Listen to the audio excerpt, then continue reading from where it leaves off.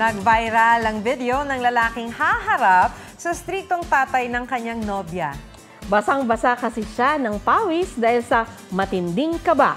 Pusuan na yan sa report ni Oscar Oida. Pwede na nga yatang pigain ang polo ni Darvin dahil sa naipon niyang pawis. Pati noo at mga braso, basang-basa. Anyari ba? Alam naman po natin pagdating sa mga tatay, medyo talagang strict.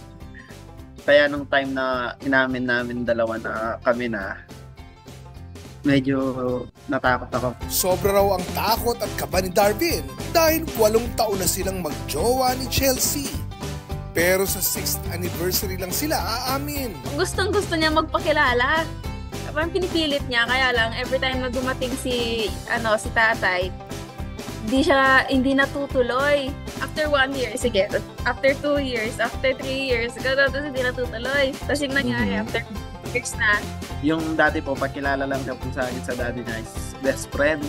Hanggang kumabot siya 6 years. Kaya nung sinabi namin sa daddy niya, medyo na-pressure ako kasi isa pang iniisip ko, sa retired US Navy tatay niya, natatakot ako.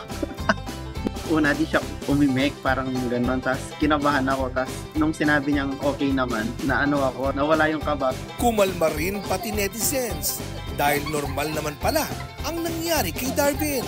Marami rin ang nakarelate sa stress na kanyang sinapit. Halos 6 na milyon na ang views ng video ni Darvin na ituturing daw nilang core memory ng kanilang samahan.